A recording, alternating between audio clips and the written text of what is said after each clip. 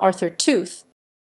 Arthur Tooth, 17 June 1839, 5 March 1931, was a ritualist priest in the Church of England and a member of the Society of the Holy Cross. Tooth is best known for being prosecuted in 1876 under the Public Worship Regulation Act 1874 for using prescribed liturgical practices. He was also briefly imprisoned as a result of the prosecution in 1877. Early life and career. Tooth was born on 17 June 1839 at Swift's Park near Cranbrook, Kent. He was educated at Tonbridge School and in 1858 became a student at Trinity College, Cambridge. He graduated in science in 1862. After he graduated from Cambridge University, Tooth traveled around the world twice. He became an accomplished horseman and crack shot, and he discovered a vocation to the priesthood, although no satisfactory explanation seems to have been found for what sparked off his interest in rich. He was ordained deacon in 1863 to a title at St. Mary the Less, Lambeth, but he spent only a year there because his churchmanship clashed with that of his vicar. He was ordained priest in 1864 and served a second curacy at St. Mary's, Folkestone. From 1865 to 1868 he was minister of St. Mary Magdalene's Mission Church in the parish of St. Nicholas Church, Chiswick. In 1868 he became vicar of St. James's, Hatcham, a working-class parish in south-east London.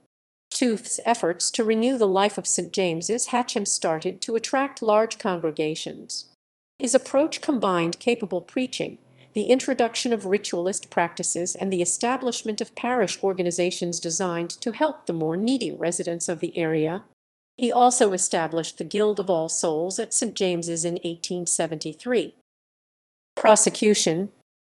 When the Public Worship Regulation Act was passed in 1874, those who disapproved of his ritualist liturgical practices set a prosecution in motion.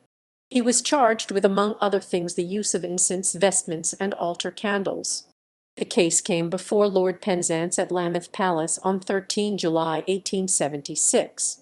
Tooth did not attend as he refused to recognize the authority of the court. He ignored both the judicial warnings that resulted from his non-attendance and the legal attempts to restrain him from exercising his ministry, although he was now facing disruptions when he presided at worship caused largely by people hired for the purpose by his opponent.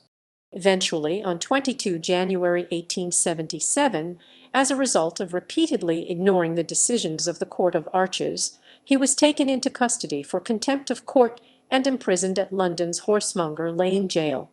This action immediately transformed him in the eyes of Anglo-Catholics from a rebel into a Christian martyr, and his story became national headline news. The agitations that resulted from his arrest and imprisonment played a central role in bringing the Public Worship Regulation Act into disrepute. His conviction was quashed on a technicality. 1880 protest poster. A copy of this poster was also fixed to a wall close to Lambeth Palace, which greatly annoyed Archbishop Archibald Campbell Tate. The Victorian Persecution. History repeats itself. C. 533 3 Jews cast into a fiery furnace for conscience sake. 583. Daniel cast into the den of lions for conscience sake. A D28s John the Baptist cast into prison for conscience sake. 32. Our blessed Lord crucified to vindicate the law. 51 SS. Peter and John cast into prison for preaching Christ. 55. Stephen stoned to death for conscience sake. 68 SS. Peter and Paul put to death for conscience sake. 1555. Hooper, Ridley, and Latimer burned for conscience sake. 1556. Cranmer burnt for conscience sake. 1876. Arthur Tooth imprisoned for conscience sake. 1880. T. Pelham Dale, R.W. and Rat for conscience sake, and they are in jail now, in this year 1880 of our Lord, and 43rd of Victoria, and by God's grace may they light such a candle as shall never be put out. Later career. The whole experience of the prosecution had a devastating effect on Tooth's health, and he was only nominally in charge of St. James until November 1878. He lived for a further 52 years, but was never again given charge of a parish.